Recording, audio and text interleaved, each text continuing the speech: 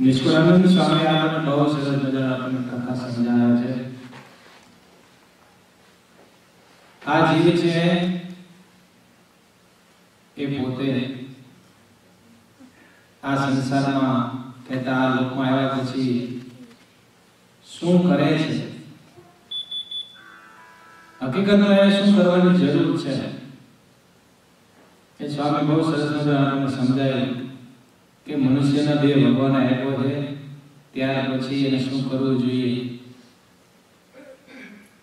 અને જે પ્રમાણે ન રહે તો એને આ લોકમાં અને મેરા પછી પણ પરલોકમાં પણ એને દુઃખ ભોગવવું પડે છે. ત્યારે છેલ્લે સ્વામી આપણને સમજાયું કે આ જીવ છે મનુષ્યના દેહને ધારણ કરે છે, ત્યાર પછી જો કુસંગનો સંગ કરે તો એને કરી અને જીવ એવો થઈ જાય છે અને મર્યા પછી નરકમાં જવું પડે છે. તો હવે જન્મ મરણ ને ગર્ભવાસ ને બધા મૃત્યુના ત્રાસમાંથી જો છૂટવું હોય તો તમે સત્સંગ કરો એવું સ્વામી કહે છે. નિષ્કુળાનંદ સ્વામી સમજાવે છે સત્સંગ કોને કહેવાય. કુસંગ તો આપણે જોઈ લીધું રાણા કુસંગ કહેવાય, પણ હવે સત્સંગ કોને કહેવાય સ્વામી કે હું તમને કહું છું, સાંભળો. સદમતી સહુ સાંભળ્યો મેં કહ્યું કુસંગનો રૂપ,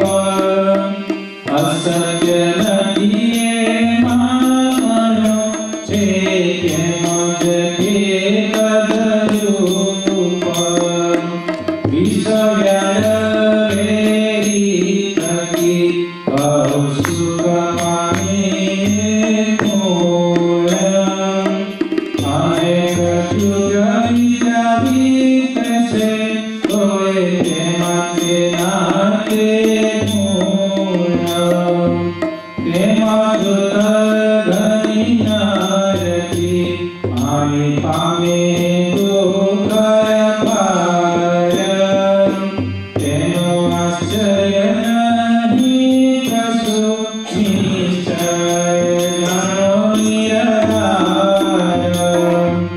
વળી થયું મેં સત્સંગથી મન વિચારે છે મહાદુઃખ, કાહુલું બહાય તે હાનો જેથી જીવને થાય સુખ.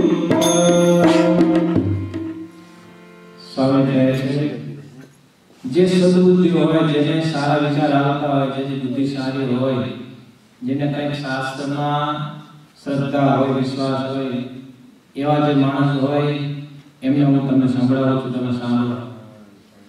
કુસંગરૂપ મેં તમને કહ્યું કે જરાય ખોટું નથી. જેવી રીતે મેં કહ્યું છે એવી રીતે એને મળ્યા પછી એને દુઃખ ભોગવવું પડે છે. સ્વામી કહે છે કુસંગ કેવો છે? તો કહે છે કે દ્રષ્ટાંત આપ્યા સ્વામીએ. વિષ એટલે કે ઝેર, વ્યાળ એટલે કે સર્પ, અને વેર એટલે કે દુશ્મન. આ બધા છે એના થકી આપણને કેવી રીતે સુખ થાય? સોનાના પ્યાલાની અંદર ઝેર આપ્યું હોય, સોનાના પ્યાલામાં આપણને ઝેર આપ્યું હોય તો એ ઝેર નમૂદ થઈ જાય. એ ઝેરના જેવા ગુણ છે એવા એનામાં ગુણ રહે છે. એમ સર્પ છે એકદમ સુવારો હોય, સરસ મજાનો રેશમ હોય, એની પર હાથ ફેરવી પછી ઘરમાં રાખવાનું ત્યાં વાહ બહુ સરસ માણસ રાખો ઘરની અંદર રખાય. સર્પ ભલે બહારથી આપણને એકદમ મુલાયમ લાગતો હોય પણ અંતે જીવ લે ઝેરી છે, ત્યાર પછી વેરી જાય છે. દુશ્મન છે એનો કઈ ભરોસો કરાય ખરો? ક્યારેય માણસ આપણને મારી નાખે. એટલા માટે સ્વામી કહે છે કે આ બધા દુઃખના કારણ છે. અનેક યુગો એટલે કે અનેક યુગો વહી ગયા અને અનેક જશે, છતાંય એમનામાં જે ગુણ છે એમાં કઈ ફેરફાર થવાનો નથી. જે પ્રમાણે કુસંગ જેવા ગુણ છે એવા ગુણ એનામાં રહેવાના છે. માટે એમાં કઈ આશ્ચર્ય નથી. એના જેવા ગુણો એવા રહેવાના છે એનામાં. સ્વામી કહે હવે તમને સત્સંગ રૂપી જે મહાસુખ લેવાનું સાધન છે એ સ્વામી કે હું તમને સમજાવું છું કે જેના થકી આ મહાદુઃખ છે એ મટે છે. સર્વે સુણ સર્વે હરિ નર નાર, કહું સત્સંગનો રૂપ સાર, અતિ મહિમા જેનો છે અપાર, કહેતા કોઈ પામે નહીં પાર.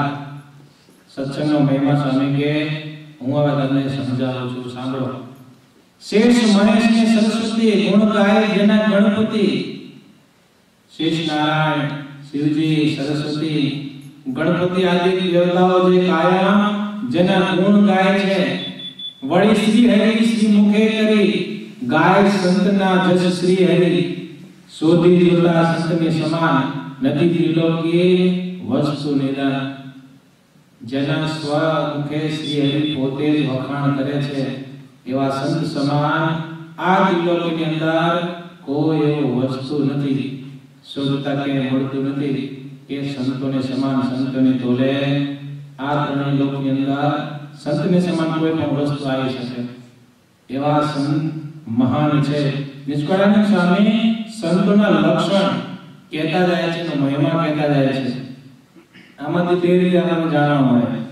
એક તો સંતોનો મહિમા સમજાય આપણને સ્વામી જે કહેવાથી, અને બીજો એ પણ જાણવા મળે કે સાચા સંત કોને કહેવાય, એના ગુણ કેવા હોય, એના લક્ષણ કેવા હોય, કે સ્વામી આપણને આને સમજાય છે.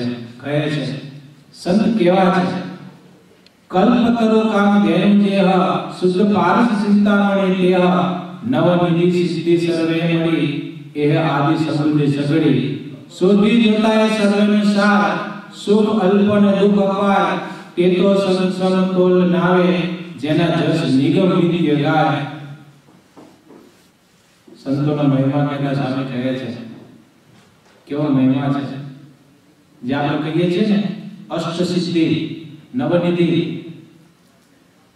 કુબેરના જે ભંડારો છે અષ્ટ પ્રકારની સિદ્ધિ છે, આ બધી ભેગી કરો અને એ બધાનો સાર કહો તો કે તે દુઃખ રૂપ છે, સાર એટલો નીકળે છે.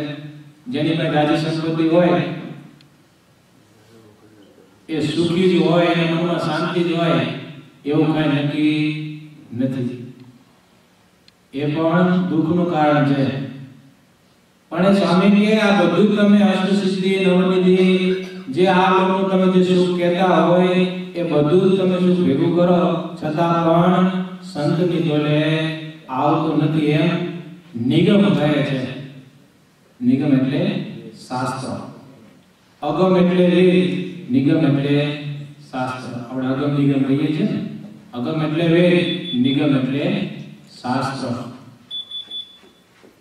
એવા સંત સૌના શુભકારી જેના હૃદયમાં હયાતકારી શુભ ગુણના સદન સંત તેનો મહિમા મોટો છે અત્યંત પરમાર્થી પુણ્ય પવિત્ર નહીં શત્રુતા સૌના મિત્ર કહીએ દિલના દયાળુ એને ક્ષમા કરવાનો સ્વભાવ જેને સર્વે જીવના છે હિતકારી શીત ઉષ્ણ સહેજ વારી કેના ગુણમાં અવગુણ ન ગોતે શાંત સ્વભાવ વાળા છે પોતે નથી શત્રુ જેને જજમાય વળી વર્તે છે વણ વિસાય.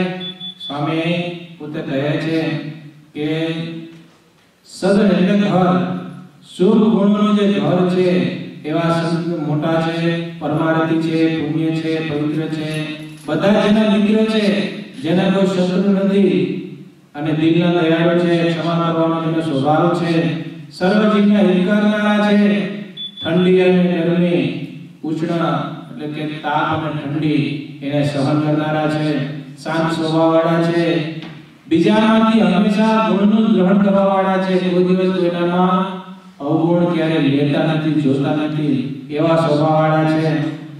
અને જગતની અંદર જેને કોઈ શત્રુ નથી, કોઈની સાથે એને ઈર્ષા નથી કે એને ઉપર જેને વેર માને રહિત મને અતિ મેર મત્સર નહીં સૌનું સેવું ઘટે બીજાને તેમ માન દેવું સત્ય રૂપ સૌને લાગે પ્યારી એવી વાણી બોલે છે વિચારે કામ ક્રોધ લોભમાં જીતી નથી કોઈ મદ પર પ્રીતિ વળી દેહમાં અહીંયા અબુદ્ધિ પદાર્થ જે દેહના સંબંધી તેમાંથી અહમમતનો ત્યાગ સ્વધર્મમાં દ્રઢ અનુરાગ દંભે દયાના ભંડાર સદા પવિત્ર ભીતર રહેવાય વળી દેહ ઇન્દ્રિયો લમના સરળ સ્વભાવ અતિ ઉદાર જીતી છે ઇન્દ્રિયો સર્વે જાણો વળી પ્રમાદ રહિત પ્રમાણો સુખ દુઃખ માન અપમાન હર્ષ સુખ લાભ વળી ધ્યાન.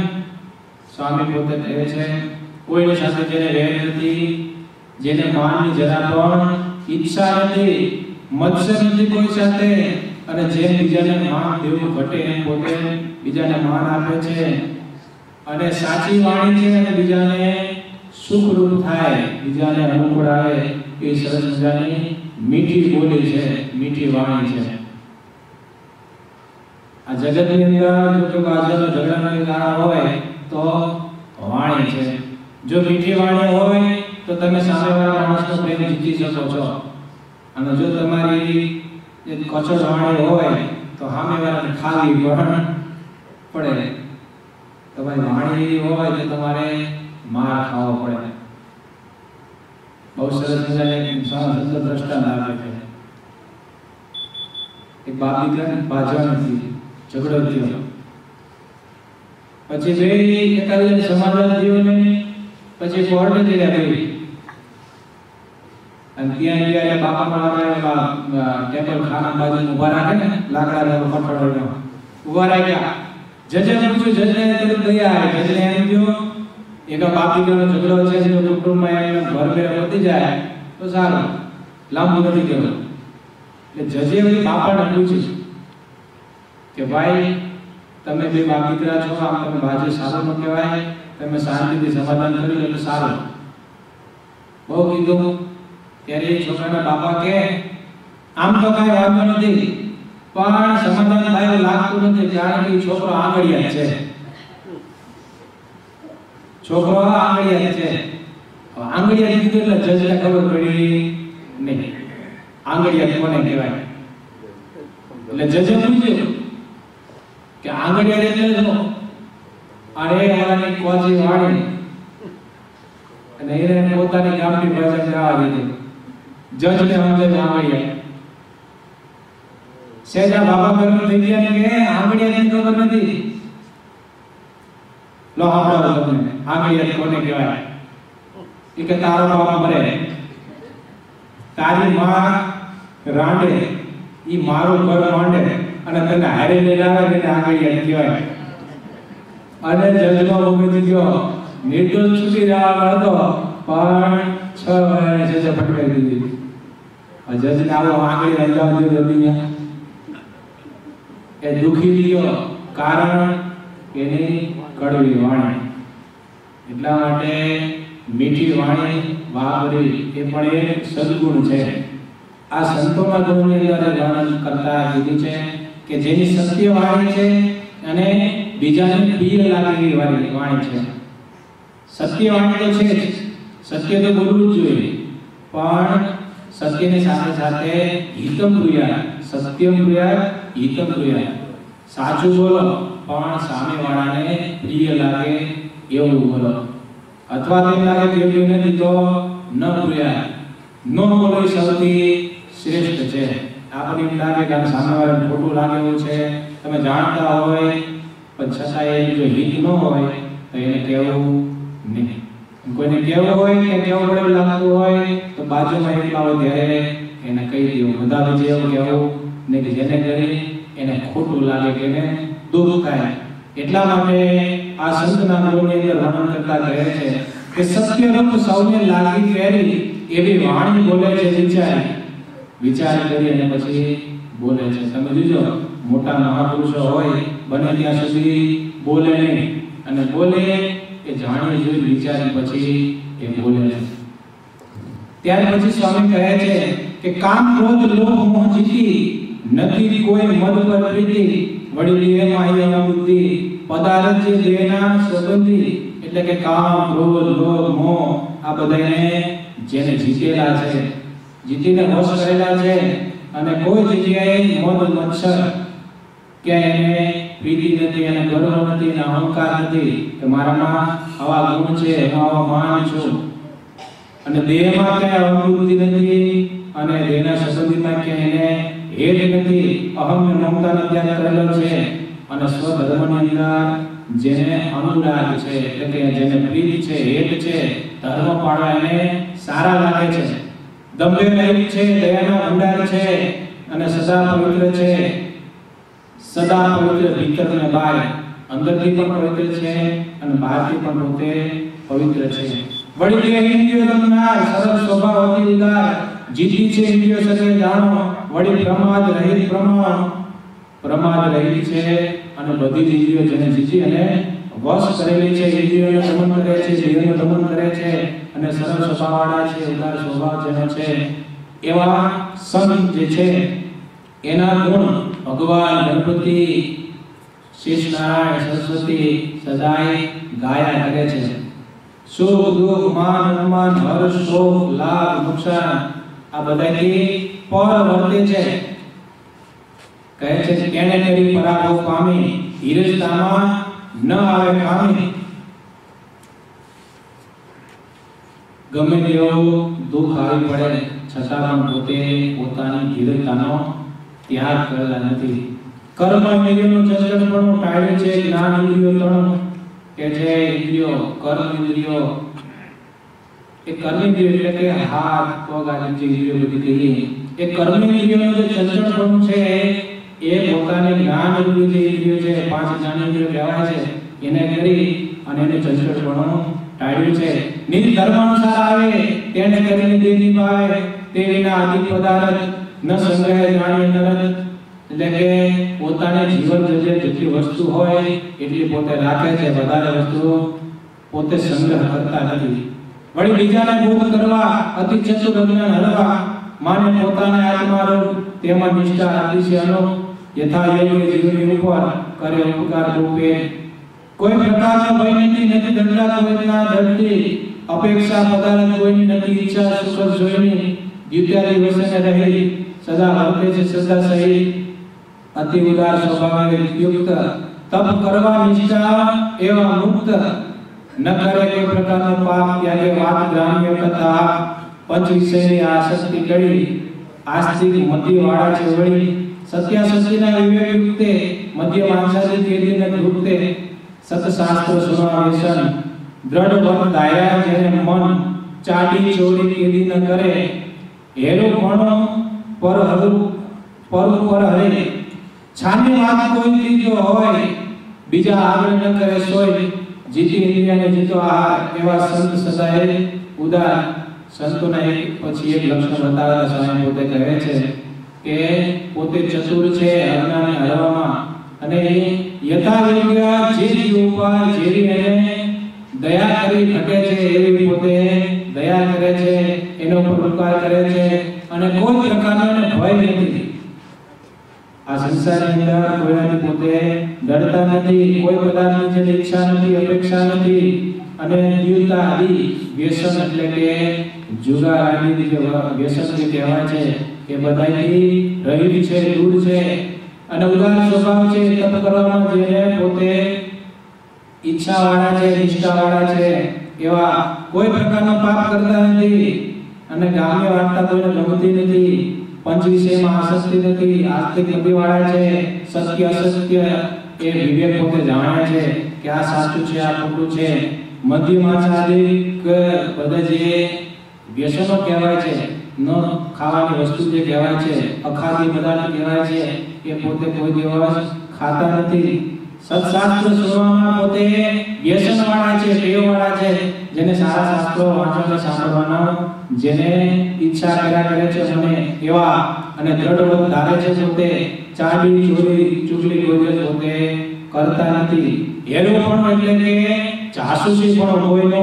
પોતે કરતા નથી અને કદાચ કોઈની છાની વાત પોતે જાણી ગયા હોય ગુપ્ત વાત પોતે જાણી ગયા હોય તો કોઈ દિવસ બીજાને આગળ પોતાના એ ભાઈની કે જે કોઈ બીજા હોય એની વાત પોતે કરતા નથી ઇન્દ્રિયો જીતી છે આહારને જીતેલા છે એવા સંત પોતે કાયમ ઉદાર છે જેનું મન એવા જેનું મન પદાર્થ જ્યારે સદા સંતોષ રહે છે ત્યારે જેવો પદાર્થ જેને જે સમયે સંતને મળે છે ત્યારે એનાથી પોતે સંતોષ માને છે બીજો વધારે તૃષ્ણા કરતા નથી એવા નિજ ધર્મ વાળી બુદ્ધિ ટેરી હિંસા રહિત વૃત્તિ જે હ કેરી પદાર્થની તૃષ્ણાને ટાળી થાય પોતાને સુખ દુઃખ વળી જેમ બીજાને દુઃખ થાય એ પારકું દુઃખ પણ પોતાના દુઃખ જેમ પોતાને દુઃખ થાય એ પોતે માને છે એટલે કે બીજાને પ્રતિ એટલી બધી સહાનુભૂતિ પોતે બતાવે છે જેમ તેમ પારકું સુખ દુઃખ જાણે પોતાને થાય તે પ્રમાણે જે પોતાને દુઃખ થાય એમ જે બીજાને દુઃખ થતું હોય પોતે અનુભવ કરે છે બીજાને દુઃખ એટલે પોતે દુઃખી થાય છે મનમાં એમ કરે આ આટલો દુઃખી છે અને પોતાના ધર્મની અંદર બુદ્ધિ ફેરી છે એટલે કે સ્થિર થઈ છે હિંસાએ રહિત છે ઇન્દ્રિયો જીતેલી છે આહારને જીતેલો છે નિંદ્રાને જીતેલી છે આવી રીતે એક પછી એક સંતોના ગુણ બતાવે છે સત્શાસ્ત્ર પાડે જેની નાજ તે ન થાય આવે અતિ લાજ એટલે કે શાસ્ત્રોની અંદર જે ના પાડી હોય એવું કાર્ય પોતે કરતા નથી પોતે લજ્જાવાળા છે ન કરે પોતે પોતાના વખાણ ન કરે બીજાની નિંદા સુજાણ પોતે કોઈ દિવસ પોતાના વખાણ કરતા નથી અને કોઈ દિવસ બીજા કોઈની નિંદા કરતા નથી આપણે કોક વાતો કરતા હોય ને ભાઈ કે કે બે જણ વાતો કરતા હોય ભાઈ ઓલા ભાઈ તો કેવા કરો બહુ સરસ માણસ જોયા ઠીક છે આ તો તમને લાગે મને ખબર છે હું હારે ગયો છું મને ન ખબર હોય કેવો માણસ છે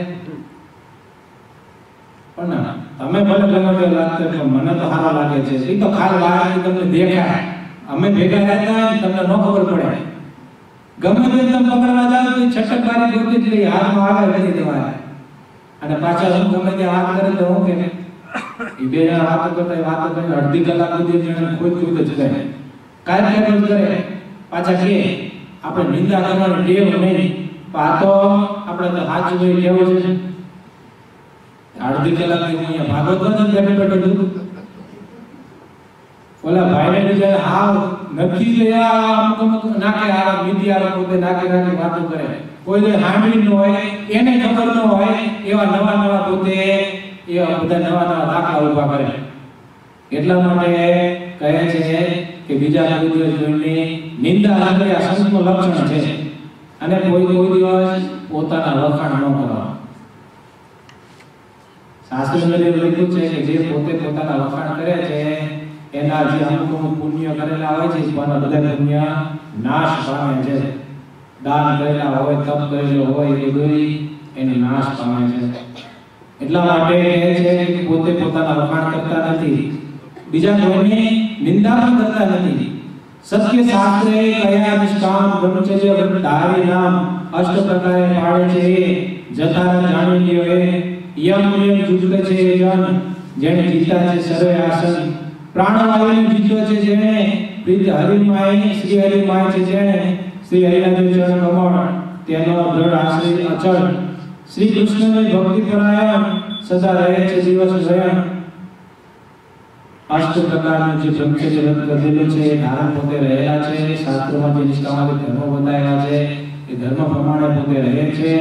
યમ નિયમ આસન આદિ જે અષ્ટ પ્રકાર જે સમાધિના બતાવ્યા છે, અષ્ટાંગ યોગ સાધવા માટેના જે નિયમો બતાવ્યા છે યમ નિયમ આસન એ પોતે જીતેલા છે. પ્રાણવાયુ એને જીતેલા છે એટલે કે પ્રાણાયામ આપણે જે કરીએ છે એને કરી અને પ્રાણવાયુને જીતેલો છે. અને અખંડ ભગવાનના ચરણ કમળની અંદર પોતે પોતાના મનને અચળ રાખનારા છે.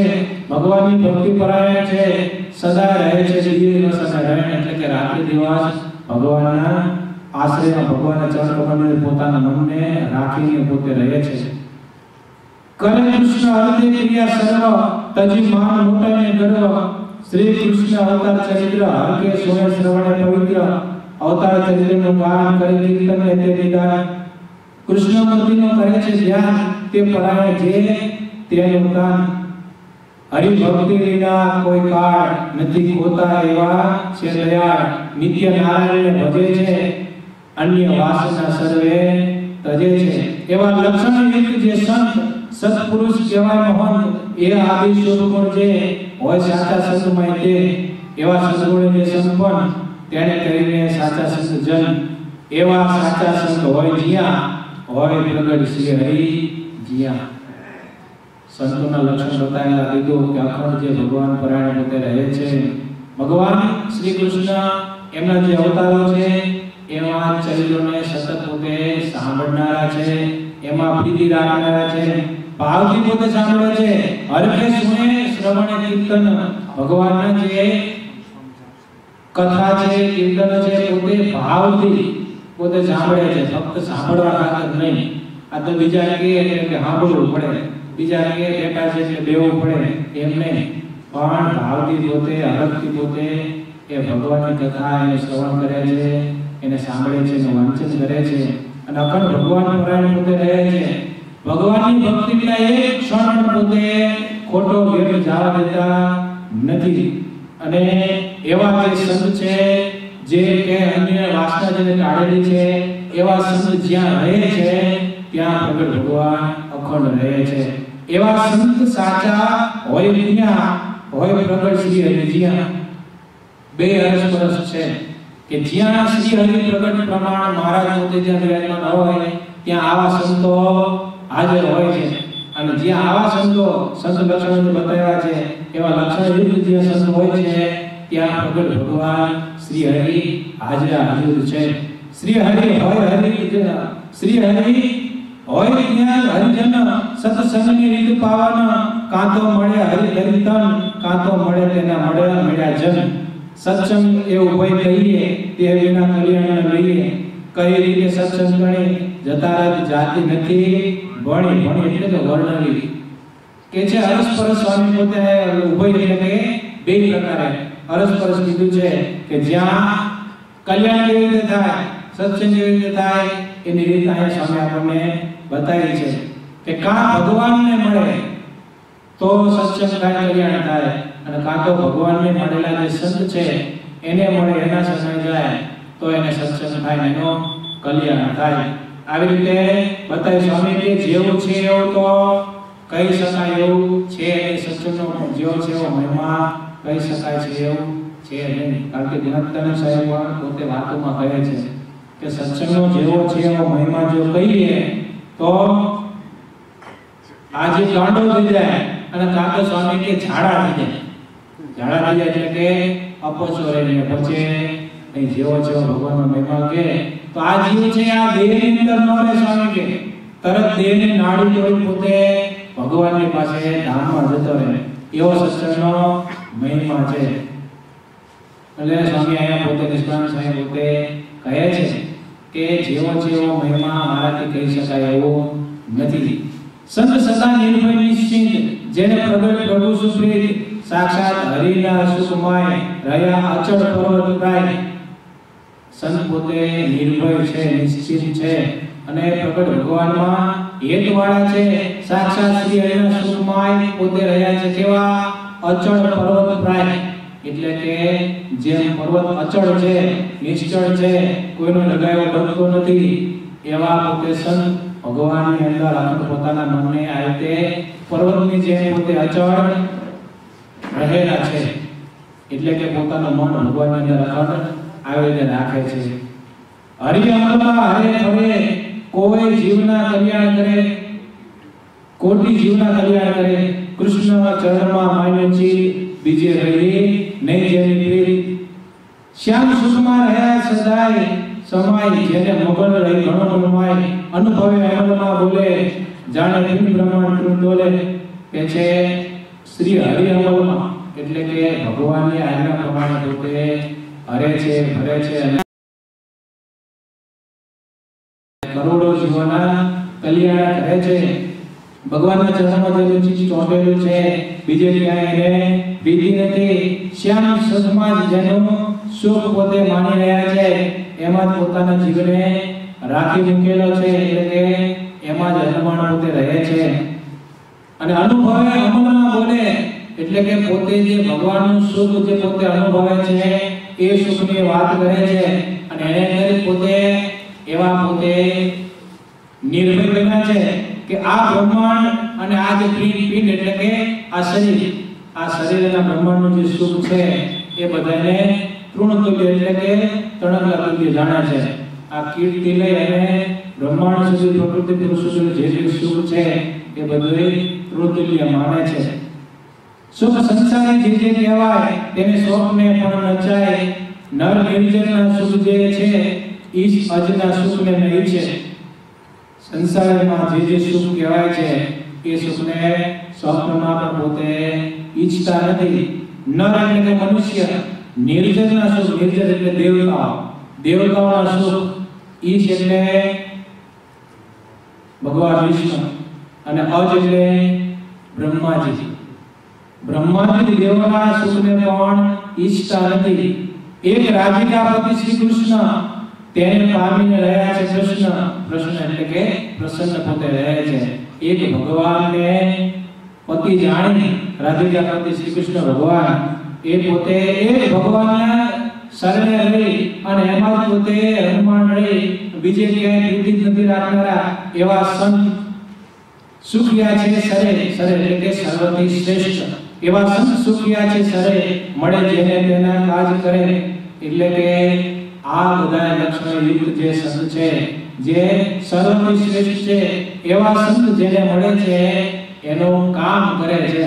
એટલે કે એને પોતે ભગવાનનો મહિમા સમજાવે છે, સત્સંગ કરાવે છે અને જીવને બોડ આપી અને આ લોક એમાંથી મુક્તિ અપાવી જન્મ મરણની જે ફેરા છે ભવાટી છે એમાંથી એને મુક્ત કરી અને ભગવાનના ધામમાં પહોંચાડે છે.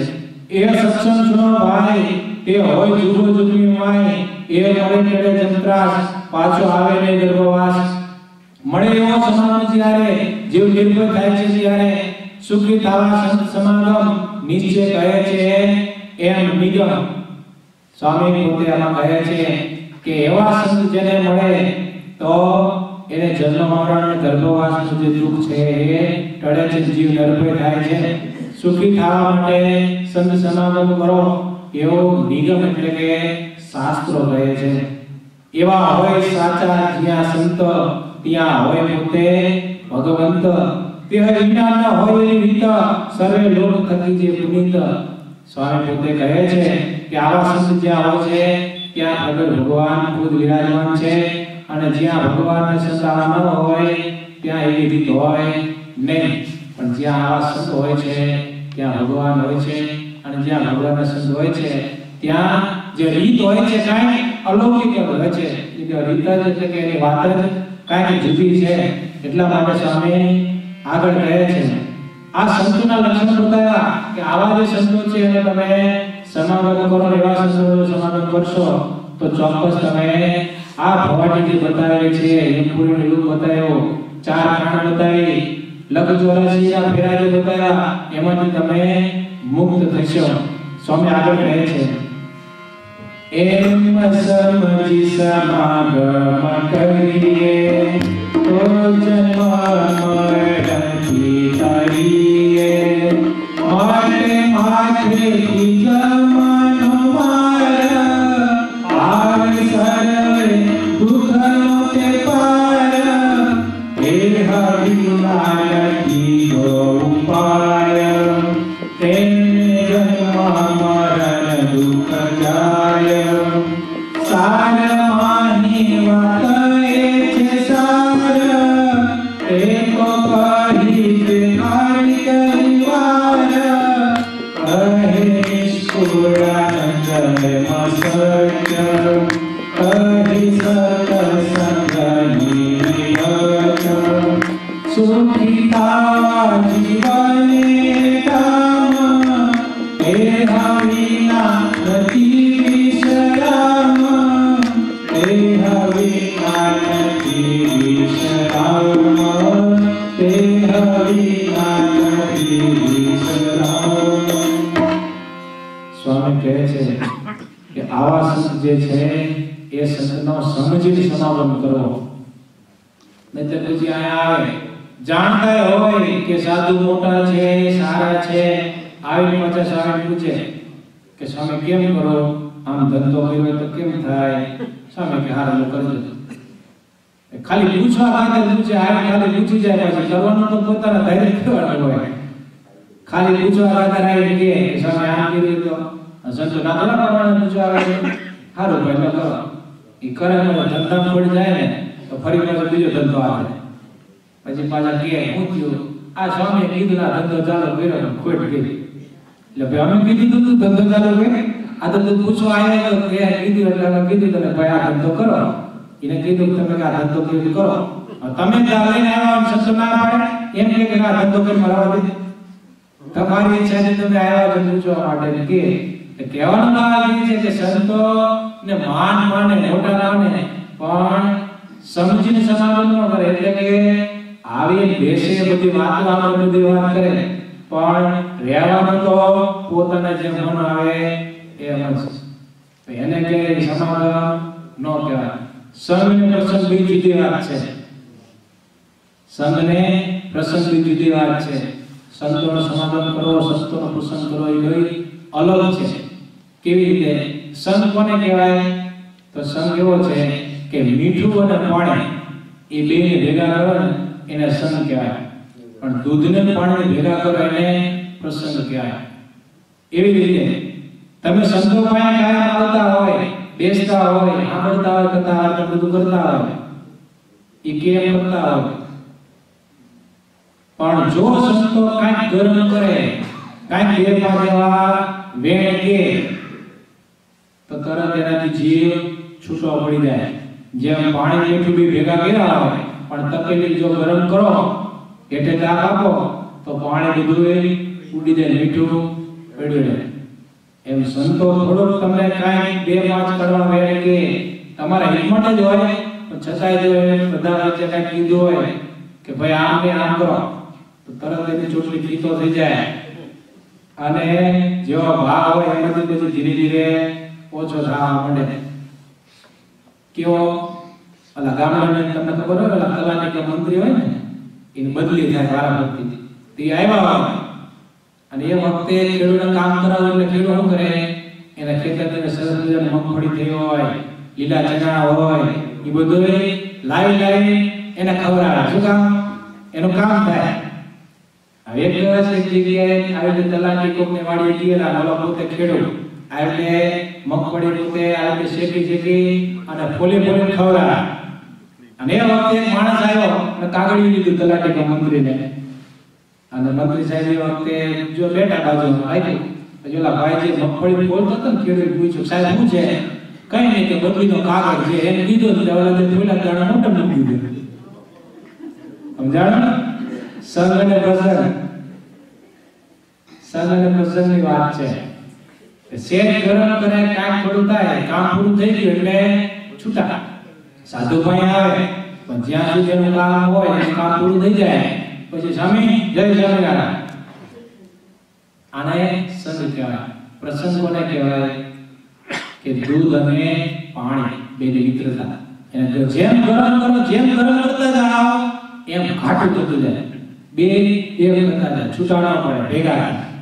એમ સંતની સાથે પ્રસંગ એને કહેવાય કે જેમ સંત એને વધારે વડીલ ખીજાઈને કહેતા જાય એમ પોતે મનની અંદર એમ માને કે મારી ભૂલ ટળે છે, સંતો મને કહે છે મારા સારા માટે જ કહે છે, પોતે રાજી થાય અંદરથી કે સ્વામી આમેથી કે સ્વામી કઈ ભૂલ ચૂક તો કહેજો, આમેથી કહેતો રહે.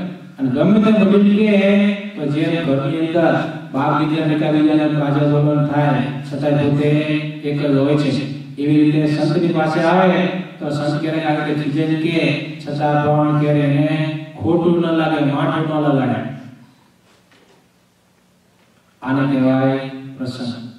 સંગ અને પ્રસંગ. એટલા માટે જો સુખી થવું હોય, જન્મ મરણથી છૂટવું હોય તો કહે છે કે આ જે સંતોના લક્ષણ બતાવ્યા છે એવા સંતોનો સમાગમ જ્યારે કરશો ત્યારે જીવ નિર્ભય છે. મળે એવો સમાગમ જ્યારે જીવ નિર્ભય થાય છે ત્યારે સુખી થવા સંત સમાગમ નિશ્ચય રહે છે. એમ નિગમ જો તમારે સુખી થવું હોય તો આવા સંતોનો સમાગમ કરો એમ શાસ્ત્રો કહે છે. નિષ્કુળાનંદ સ્વામી પણ મુદ્દે કહે છે કે આ મેં તમને સાચી વાત કીધી અને સાચા સત્સંગે તમને રીત બતાવી. તમારે સુખી થવું હોય તો આ રીતે સાચા સંતો છે એનો સમાગમ કરો તો જ તમે સુખી થશો. એ સિવાય બીજો કોઈ ઉપાય નથી. નિષ્કુળાનંદ સ્વામી ચોખ્ખું કીધું કે આ સંતોના સમાગમ સિવાય બીજો કોઈ ઉપાય નથી. મહારાજ પણ વચનામૃતની અંદર કહે છે મોક્ષનું દ્વાર ક્યારે ઉઘાડું થાય કે આ જે સંતો બતાવ્યા, સંતોના લક્ષણ બતાવ્યા એવા સંતોના પ્રસંગ થકી મોક્ષનું દ્વાર ઉઘાડું થાય છે. અને કલ્યાણના દાતા પણ પ્રભુદાસ સ્વામી પોતે વાતોમાં લખે છે, મારા વચનામૃતની અંદર લખે છે કે કલ્યાણના દાતા કોણ છે? બે છે, એક ભગવાન અને બીજા ભગવાનના સંત. આ બે થકી મોક્ષ થાય છે, કલ્યાણ થાય છે. સ્વામી આગળ કહે છે હવે સંત જે છે આપણે ઓળખાય છે. આગળ વાત કરી દીધી કુસંગ કેવો હોય, કુસંગની વાત કરી દીધી કે આવો કુસંગ હોય એના થકી છેટો રહ્યો. ત્યાર પછી સંતોના લક્ષણ બતાવ્યા કે હવે આવા સંતો હોય, આવા લક્ષણ જેનામાં હોય એવા સંતોનો એવા પુરુષોનો સંગ કરો એને કહેવાય સત્સંગ. હવે સત્સંગ મળે, સંતોય મળે તો એમનાથી કલ્યાણ થાય. પણ હવે કે છે ભગવાન જે છે પૃથ્વી ઉપર આવે છે એને ઓળખવા બહુ મુશ્કેલ છે. ભગવાન મનુષ્ય સ્વરૂપે પૃથ્વી ઉપર આવ્યા હોય ત્યારે એની રીત હાવ જુદી હોય છે. માણસ હોય છતાં પણ માણસની પણ ક્યારેક રીત એની જુદી હોય છે, એને ઓળખવા બહુ મુશ્કેલ છે. સ્વામી પોતે કહે છે કુસંગ અને સત્સંગનું કયું દૂરી રીતે કરી લો સર્વે જન સાંભળો કહું એક વાત અનુ જે સોનિયા જીવને ઉગડે અંતરને આગ સત્સંગ સમજી કરે તે જે કુસંગ કરવા થાય. જેમ સર્વે સંતણે એક રેણી એક રીત તેમ હરિને હોય નહીં કહું તે સુનો દૈચિત. હવે સંતોના લક્ષણ તો બતાવ્યા કે સંતો આવા લક્ષણ જેના હોય ને સંત કહેવાય, એને ઓળખીને સમાધાન કરો. એ તો સ્વામી કહી દીધું. પણ કે છે એક રેણી એક રીત તો સંતોની હોય પણ શ્રી હરિની હોય નહીં કહું તે સુનો દૈચિત. એટલે કે ભગવાન જે મનુષ્ય સ્વરૂપે આવ્યા હોય ત્યારે પછી એની એક હકી રીત હોય નહીં. મહારાજે કીધું વચનામૃતની અંદર ભગવાન કડિયા છે, છડિયા છે, વડિયા છે, એને ઓળખવા મુશ્કેલ છે. ક્યારેક કૃષ્ણ એકલા છે તો આખી જરાસંઘની સૈન્યને પોતે એકલા હરાવે, અને ક્યારેક કાલિયો એટલો આવે તો પોતે બધું મૂકી ભાગી જાય, પોતે ડરી જાય.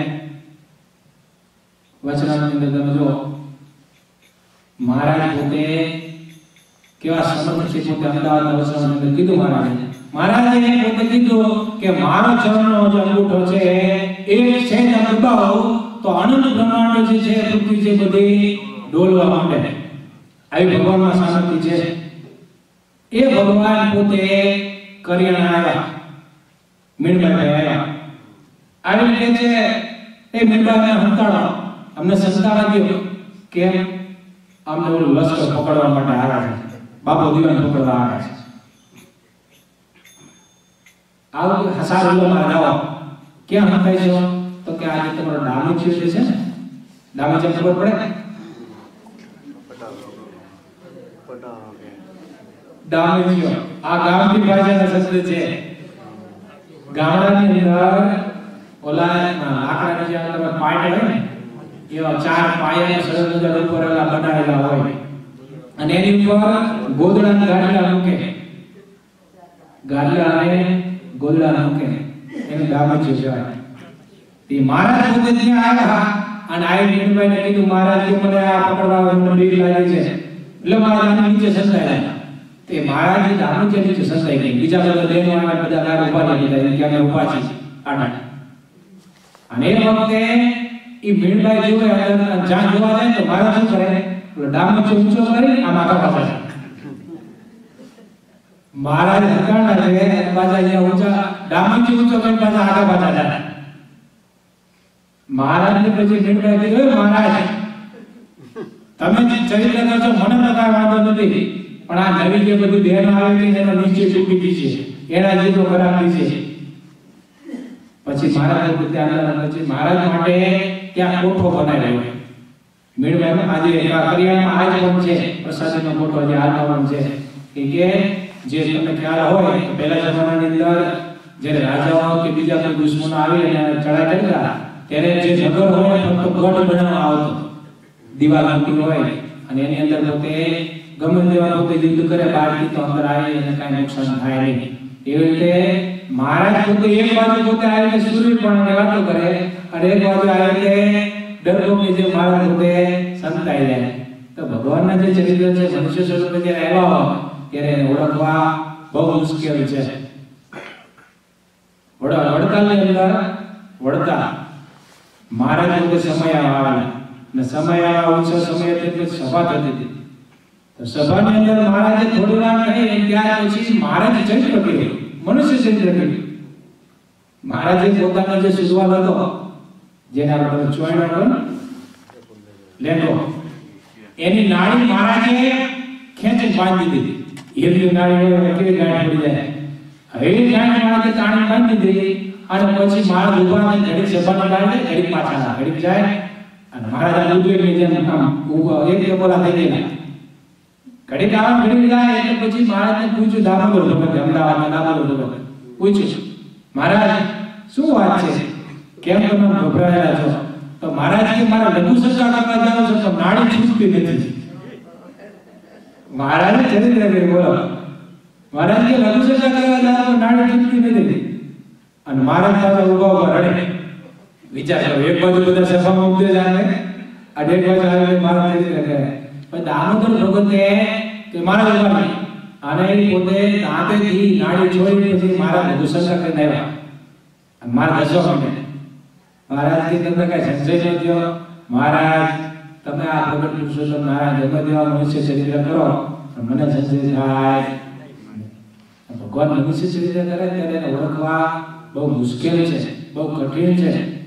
એ વાત છે ને અડાલજની. અડાલજ મહારાજ બતાવ્યા કાકા દેવરાજ સાથે અને એ વખતે ત્યાં મહારાજ સાથે બહાર આવ્યા પછી પોતે સુરવાલ પહેરતા હતા, લેંગો પણ તમે પહેરતા હતા. એક પાછા બે પગ નાખે મહારાજ અને સુરાકાચર સાથે વાત કરતા હતા કે બોલ. સુરાકાચરને બોલ કહેતા તો કે ફાઈન વજનદાર શરીર હતું ને એ કે સુરા આમાં ઘણો મારા બોલો શું છે? તો કે અડાલજની વાવ કેવી? મારે બહુ મોટી છે. એ આખી વાવ રાયના દાણાથી ભરી ગયો. રાયના દાણા કેવા અને અડાલજની વાવ કેવી. મહારાજ કે આ રાયની અડાલજની વાવ રાયથી આખી ભરી હોય એટલા જીવના કલ્યાણ કરવા. આટલી આખી અડાલજની વાવ રાયથી ભરી હોય એટલા જીવના કલ્યાણ કરવા છે. એમ કરતા જાય મહારાજ તો સુરવલ કરતા જાય.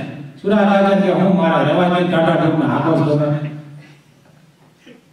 હવે તમને સુરવલ કરતા આવડતું નથી. એક પૈસા બે પગ નાખો તો ગાયત્રી જીવના કલ્યાણ કરવા જવાનું. પણ સુરા રાજા રમૂજ કરતા હતા. પણ સુરા રાજાને નિશ્ચય હતો મહારાજનો કે ગમે તેવા ચરિત્ર કરે તો એને સંજય થાય નહીં. ઓલા મુનિ બાવાની વાત છે બ્રહ્માનંદ સ્વામીને મોકલા સુરત અને ત્યાં ગયા. ત્યાં કેટલા દિવસ સ્વામી પોતે છુપાવે છે રહ્યા અને જે મુનિ બાવા કીધું એ પોતે કર્યું. બધું ભણ્યા જાણતા હતા બધી વિદ્યા છતાં પોતે ત્યાં ભણ્યા અને એને ખૂબ ભાવ થયો. પછી કીધું તમે આટલા કુશળ બુદ્ધિ છે કોણ તમારા ગુરુ? તો કે મારા ગુરુ એક સ્વામિનારાયણ છે, હાલો તમે દર્શન કરાવો. મુનિ બાવા માનતા હતા મહારાજના ફૂલ વિરોધી હતા પણ કે છે આવા કુશળ બુદ્ધિ વાળા અને આવા જે મહાન વિદ્વાનો છતાં જેની પાસે પોતે રહેતા હોય તો એ જેના શિષ્ય છે રહેતા હોય કેવા માને છે. હાલો જાઓ. બ્રહ્માનંદ સ્વામી લઈને આવ્યા. એ વખતે મહારાજ દાદા ગાજીના દરબારની અંદર વાણંદ પાસે પોતે વતું કરાવે એટલે આ મુંડન કરાવતા દાઢી કરાવતા મહારાજ. અને એ વાણંદ આવ્યો અડધી દાઢી થયેલી અડધી હજામત થયેલી અને મહારાજ કે ઉભા રહો. એ દાદા આયા. દાદા કાકાને બોલાયા. દાદા કાકા કે બોલો મહારાજ શું છે? મહારાજ એમને ભૂખ લાગી છે, મારે ખાવું છે. એ વખતે દહીં રોટલો નહીં મહારાજ એ વખતે મગાવ્યો. અડધી દાઢી થયેલી અડધી બાકી. હવે આ દાઢી આબુ ચોપડેલો કેવું લાગે. એ વખતે મુનિ બાબાને બ્રહ્માનંદ સ્વામી આવ્યા. આ બધું મહારાજ જમતા જાય અને મુનિ બાબા આવીને જોયું આ બ્રહ્માનંદ ભૂલો પડ્યો. આને ખાવાની ખબર પડતી નથી કે આ આટને ખવાય ન ખવાય અને એને તું ભગવાન માને છે, મારે રહેવું નથી, હું તો જાઉં છું એમ કહીને હાલતા થયા. અને મહારાજને બ્રહ્માનંદ સ્વામી કે હું મહારાજ તમને અત્યારે પૂછ્યું આને લઈને આવ્યો ઘરે ખાવું તો તમારા હતું થઈ જાય પછી ખાવું હતું. પછી મુનિ બાબાને માણને સમજાવી દીધું તો કે મારે રહેવું નથી, હું સુરત જ જાઉં, નીકળી જાઉં. ત્યારે એ વખતે મુનિ બાબાને મારા બ્રહ્માનંદ સ્વામી કીધું કે તમે બાજુમાં ગામની અંદર આવીને કાંઈ નહીં, ગામમાં એક ભાઈ છે એના ઘરે તમે ઉતારો કરી રોકાઈ જાય ભાઈ, આજની રાત રોકાઈ જાય, કાલે હવે નીકળી જજો, એક રાત આપો. પછી માંડ કરી મુનિ બાબા ત્યાં રોકાણા. અને પછી બ્રહ્માનંદ સ્વામી આવ્યા મહારાજ ભાઈ, એમને તો સસા ભાવ હતો અને જે મારા મેડમ મહારાજને પછી વડવા પછી મહારાજ હસવા પડ્યા. મહારાજે જાઓ કાલે લઈને આવ્યો સવારમાં.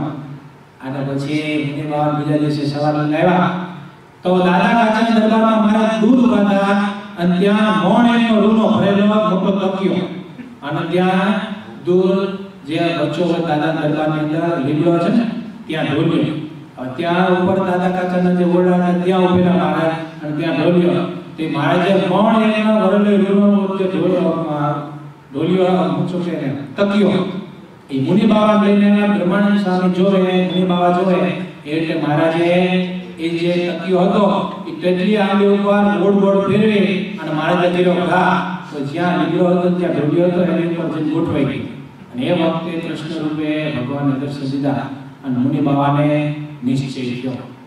સમજાય છે? મુનિ બાબાને એટલું બધું જ્ઞાન હતું પણ મનુષ્ય સ્વરૂપે ભગવાન જ્યારે હતા તેના ચરિત્રને જોઈ અને ભગવાનને ઓળખી ન શક્યા. એટલા માટે સ્વામી આપણને એ સમજાવે છે કે સંતને તમે ઓળખી શકો કારણ કે સંતોના આ લક્ષણ બતાવી દીધા કે આવા લક્ષણ જેના હોય એને સાચા સંત કહેવાય. પણ ભગવાનની રીત એક પ્રમાણે એક રેણી તેણી છે નહીં.